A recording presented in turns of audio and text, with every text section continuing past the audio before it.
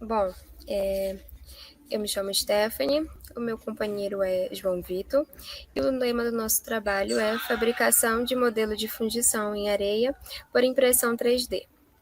Bom, eu vou dar início falando um pouco sobre fundição.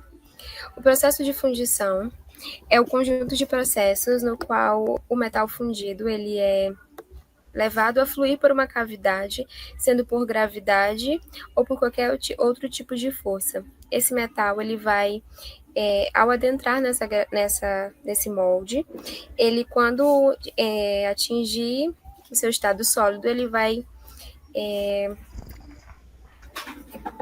aderir à sua forma. E assim nós vamos poder criar peças decorativas, elementos de máquinas, lingotes, entre outros tipos de materiais. Existem diversos tipos de fundição, como por centrifugação, gravidade, cera perdida, e a fundição por molde em areia, que será retratada ao longo desse trabalho. Na fundição por molde em areia, nós vamos ter primeiramente a elaboração do modelo no projeto CAD. Normalmente esse modelo ele é bipartido e ele é inserido na caixa de modelagem. Essa caixa ela é coberta e compactada por areia. Em seguida, a essa caixa é adicionada os machos, que são responsáveis pelas reentrâncias e as cavidades da peça. Depois colocamos o outro lado do modelo, colocamos novamente areia e compactamos. Assim, depois de compactado, nós vamos ter o molde. Nós retiramos o modelo, nós vamos ter o molde inserido na caixa de modelagem. E esse molde ele vai ser preenchido pelo líquido de metal fundido. E em seguida nós vamos ter a peça já fundida. Entretanto, ela vai vir com esses maçalotes e eles precisam ser retirados no processo de usinagem para dar o acabamento à peça final. Bom, eu me chamo João Vitor e dando continuidade aqui ao segundo processo de fabricação, que nessa pesquisa está sendo inserido, nós podemos falar sobre o processo de fabricação por manufatura aditiva, ou também conhecido como impressão 3D. Esse processo ele é um conjunto de técnicas de fabricação que vai ser baseado na adição sucessiva de um material. Essa adição de material ela tem que ser depositado na forma de camadas para poder gerar assim a peça ou o modelo desejado. Esse processo de impressão ele é muito eficaz, muito eficiente, pois diminui o desperdício da produção e de materiais, ele reduz a pegada de carbono, pois produz sob demanda e também em menor tempo, e também outro fator importante é que ele diminui a poluição, já que evita desperdício. Em relação às etapas do processo de fabricação por manufatura aditiva, nós destacamos aqui na figura 2 que existem 4 processos principais. O primeiro deles é a realização do modelo geométrico 3D, que a gente vai fazer a utilização do SoftCAD para realizar o projeto. O segundo método, o segundo passo, é a parte do planejamento do processo, também chamado de fatiamento, que logo após ter feito a projeção do desenho, do modelo, nós vamos fazer a parte do fatiamento, que vai ser chamado também de planejamento do processo, né? Partindo para o ponto 3 e o ponto 4, já na reta final de fabricação, a gente vai ver que o material vai ser preparado para a adição do material. Vai ser formado por meio da adição de camadas até a fim do modelo. Aí, por fim, vai chegar na parte da etapa 4, né? Que é a peça fabricada. Aqui na figura 3, nós também temos o modelo de fundição em madeira, né? Que pode ser também feito por... Esse molde pode ser feito também por fundição em areia, como a Stephanie destacou no início da apresentação. Desse modo, depois de ter passado para vocês a parte introdutória de fundição, em especial a fundição em areia e manufatura aditiva, a gente pode destacar que o objetivo principal desse projeto, desse artigo, é estudar e analisar a fabricação de um modelo de fundição em areia por impressão 3D. E também, além disso, nós também realizamos o controle dimensional do molde fabricado, do modelo fabricado, que nesse caso foi uma biela, que foi realizada no Autodesk Inventor. Aqui entrando já na parte de materiais e métodos, nós podemos ver na figura 4 o modelo de fundição, né, que nós desenhamos no Autodesk Inventor, e também a figura 5, que é o projeto CAD de modelo de fundição. É interessante relatar que esse modelo ele foi feito pensando especialmente na impressão que ia ser realizado pela impressora 3D, né?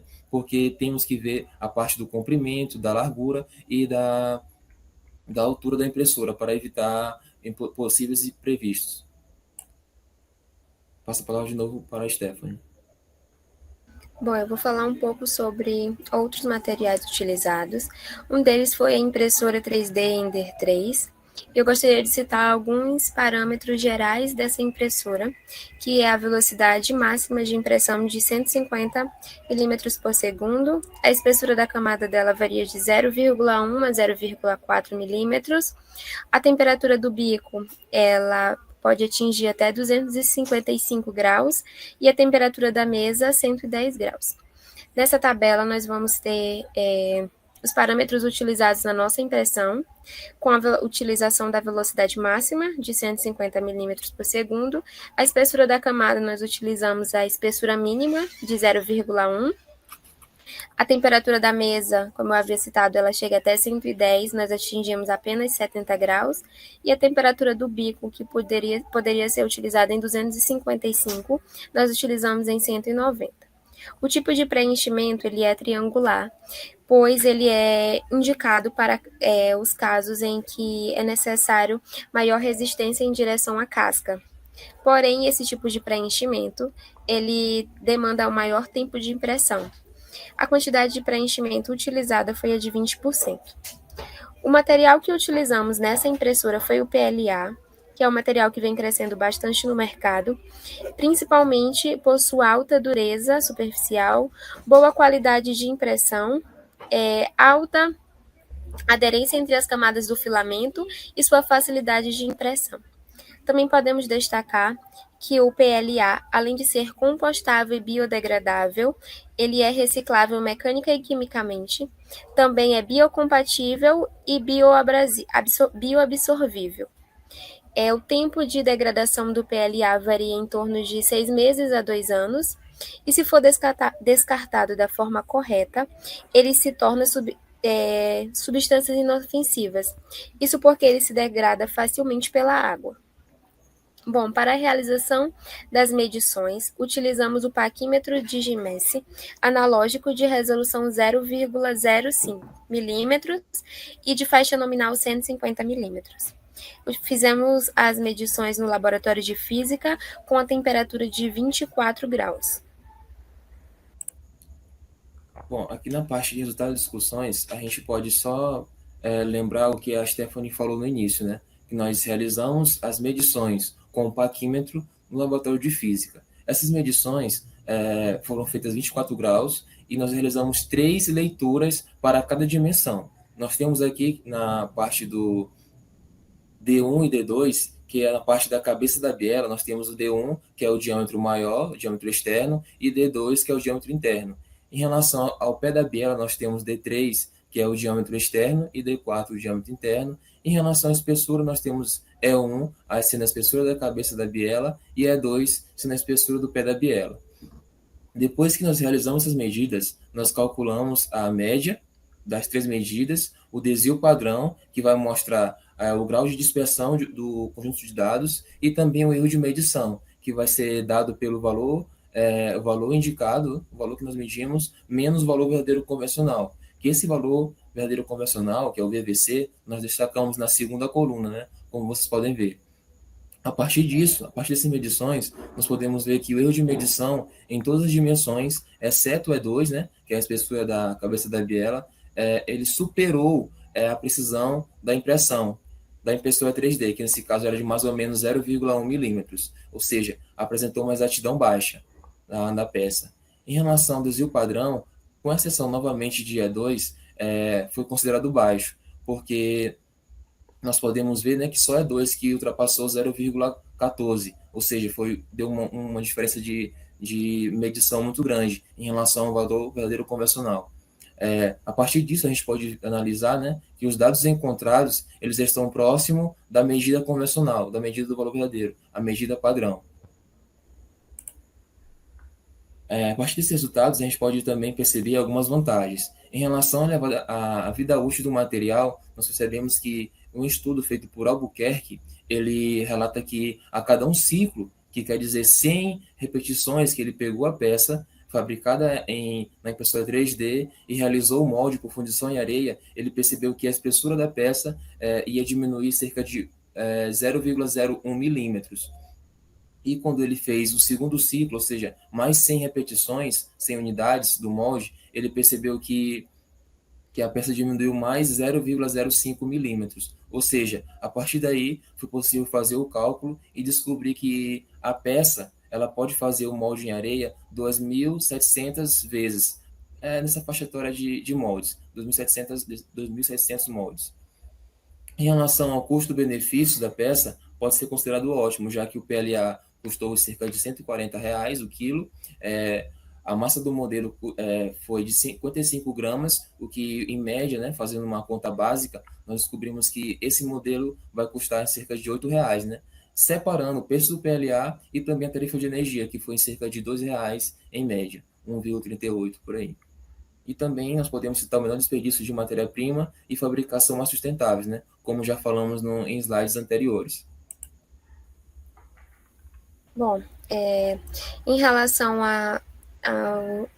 às desvantagens ou limitações, nós trouxemos o acabamento superficial. Isso porque percebemos que a peça ela não tem um acabamento superficial, digamos que ótimo. Entretanto, podemos solucionar esse problema com o lixamento da peça ou a usinagem de fluido abrasivo. Metalização a vácuo também pode se tornar uma opção para melhorar o acabamento superficial.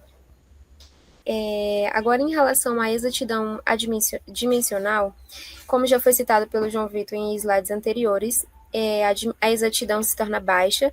Isso nós percebemos em relação ao erro de E2, que é da espessura 2. Então, nós podemos também trazer ela como uma limitação.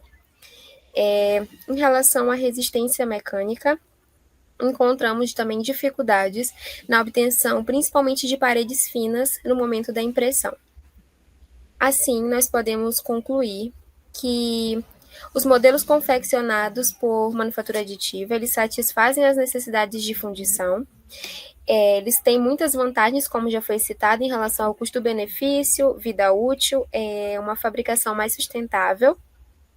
Entretanto, eles também têm limitações, mas como eu já trouxe, essas limitações elas podem ser solucionadas, principalmente o limitante do acabamento superficial. Então,